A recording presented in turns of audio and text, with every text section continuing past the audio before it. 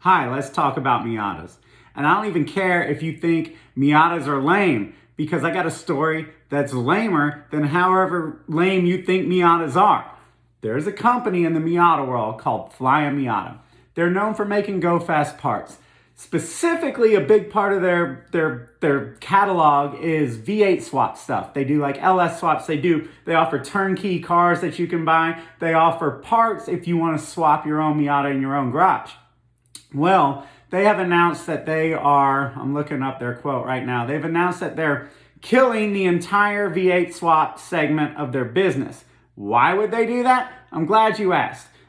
They have a little statement here, and as part of their statement, they say, with emissions regulations becoming increasingly stringent and government entities seemingly eager to slap big fines on businesses that sell emissions defeat devices, we have made the difficult decision to lay our V8 program to rest. See, they didn't want to do it. This is our modern government working against us. This is them hurting small business. This is them hurting the hobbyists under the guise of helping the environment. Ladies and gentlemen, if you still believe that, you need to wake the fuck up. I don't know how else to say it. This is ridiculous. This is an article that I wrote on our website. I said, a Miata can only make emissions if it's running.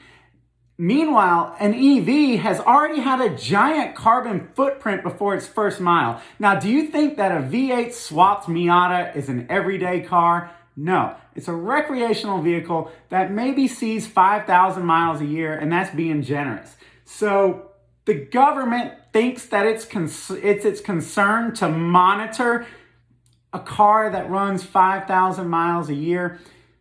Meanwhile, they have no problem pushing an agenda, an EV agenda that puts giant, cancerous, growing holes in our earth. They have no problem standing up there with GM and lying. They all lie through their damn teeth saying that a 9,000-pound Hummer EV is green.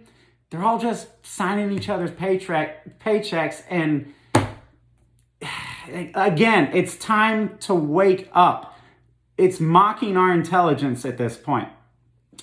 The government over-regulation is not going to stop us from modifying their cars, just like it did not stop prohibition. Prohibition did not stop people from drinking. All it does is take upstanding, often patriotic citizens and turn them into outlaws for pursuing their hobby.